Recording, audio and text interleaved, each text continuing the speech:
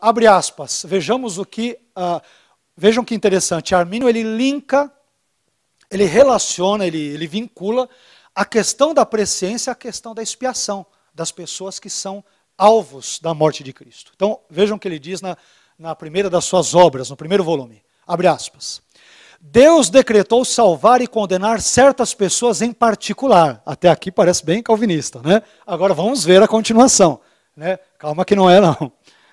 Este decreto tem o seu embasamento na presciência de Deus, pela qual ele sabe desde toda a eternidade que tais indivíduos, por meio de sua graça preventiva ou preveniente, creriam e por sua graça subsequente perseverariam.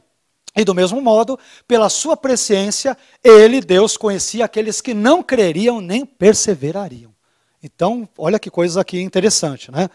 Conforme nós vemos aqui tem um detalhe interessante.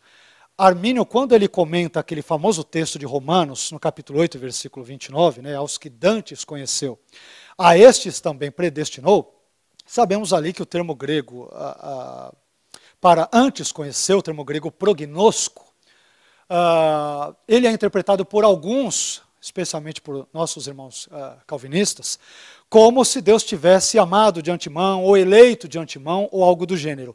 Agora nós temos algo interessante. Sempre que nós analisamos o termo grego prognosco, que aparece 5 vezes no Novo Testamento, aparece, se não me falha a memória, mais 2 vezes no livro apócrifo de sabedoria, e mais uma vez, pelo menos, no Pastor de Hermas, sempre o sentido básico, fundamental, primevo do termo grego prognosco é saber ou conhecer de antemão.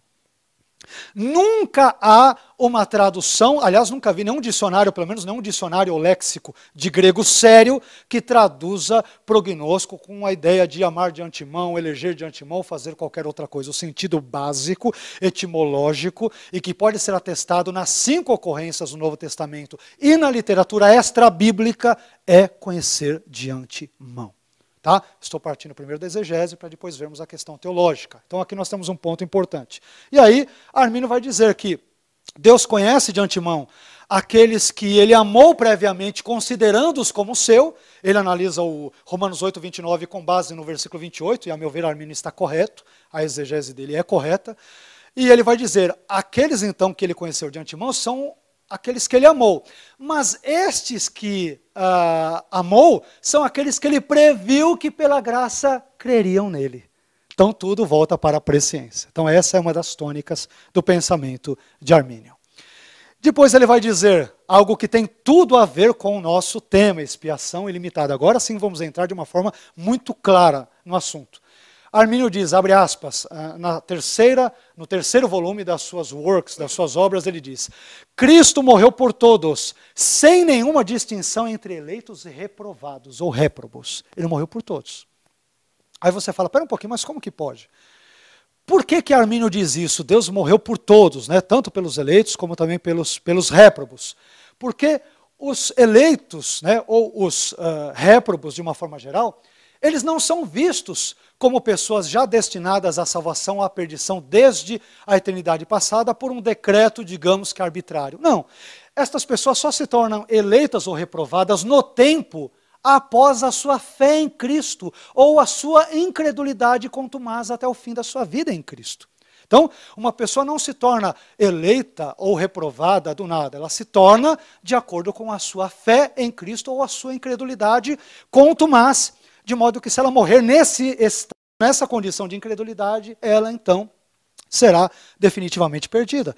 Por isso que ele pode dizer com segurança que Cristo morre pelas pessoas sem nenhuma distinção entre eleitos e reprovados. Porque Deus não criou ninguém para ser eleito e reprovado. Estas pessoas é que se tornam eleitas ou reprovadas de acordo com a sua resposta de fé ou incredulidade, mesmo a graça de Deus proporcionando-lhes a possibilidade da salvação.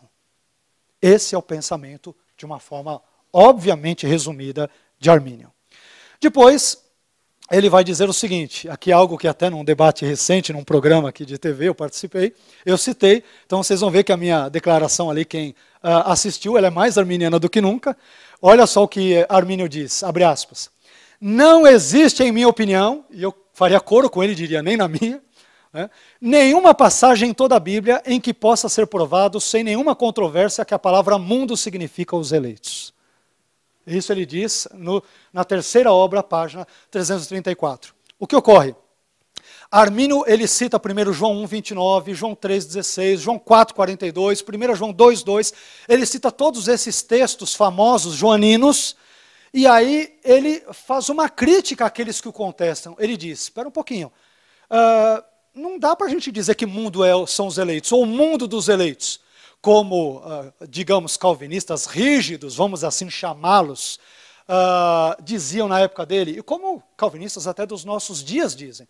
Então, a crítica de Armínio, ao meu ver, é uma crítica muito simples, né?